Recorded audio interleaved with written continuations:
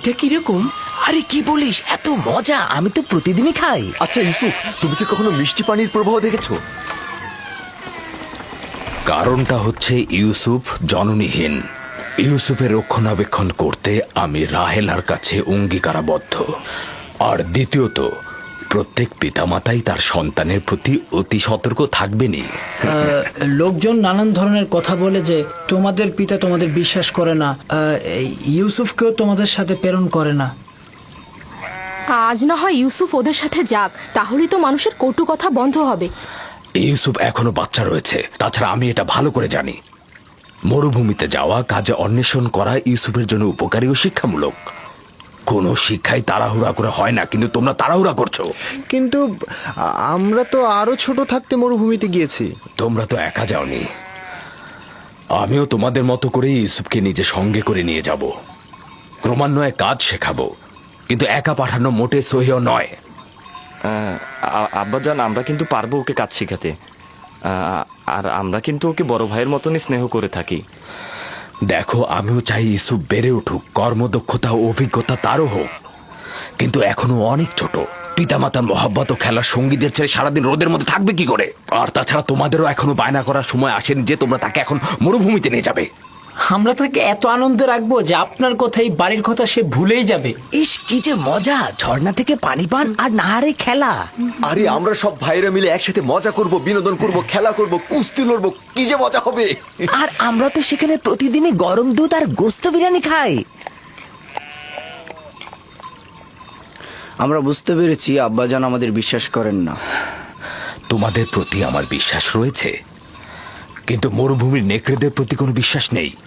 তোমরা তোমাদের কাজে মশগুল থাকলে আর ইউসুফ যদি গাফিল হয়ে যায়, তাহলে নেকড়েরা তাকে আক্রমণ করতে পারে।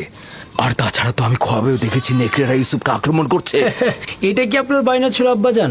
আপনি তো নিজেই ওই নেকড়ের সাক্ষী ছিলেন, তাই না? আর আমরা 10 জন শক্তিশালী ভাই থাকতে ইউসুফকে কিভাবে নেকড়ে খেয়ে ফেলবে? তার মানে কি আমরা অক্ষম ও দুর্বল? নিজের ভাইকে নেকড়ের হাত থেকে রক্ষা করতে পারবো না? আব্বাজান, আমাকে ভাইজানদের সঙ্গে মরুভূমিতে খেলতে পাঠান না।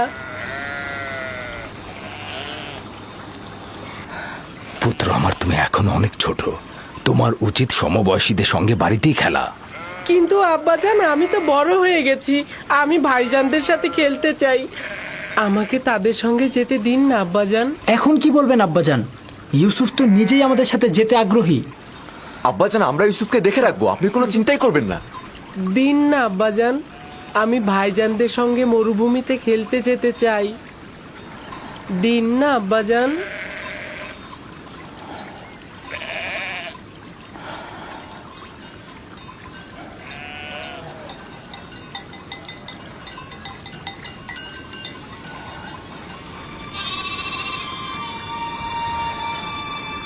ঠিক আছে, অনুমতি দিলাম।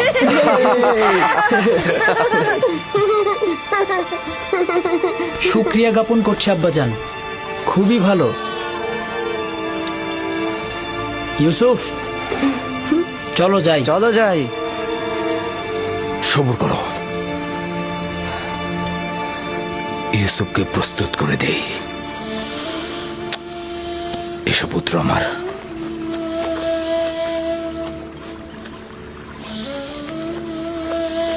তোমরা ইউসুফের প্রতি খেয়াল রেখো, তোমাদের মতো এত কষ্ট তো ও করতে পারবে না।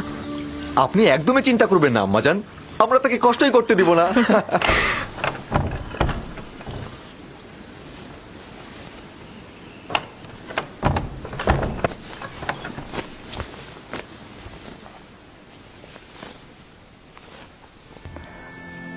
ভাইদের থেকে দূরে যাবে না, বেখেয়ালি হবে না, আর সাবধান থাকবে।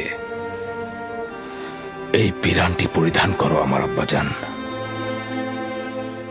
কিন্তু এই জামা তো আমার অনেক বড় হবে। তুমি এটা পরিধান করো, দেখবে সঠিক মাপই রয়েছে। এটা পরার যার যোগ্যতা রয়েছে, সে যদি এটা পরে, তাহলে পিরানটি তার মাপেরই হয়ে যাবে। নাও পরো।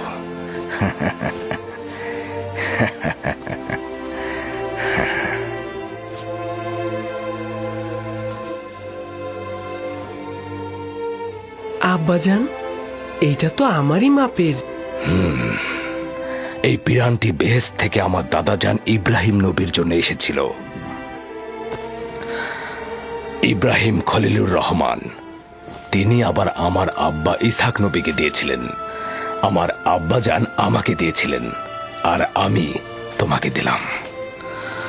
এটাকে খুব যত্ন সহকারে রাখবে, এটা থেকে দূরে থাকবে না।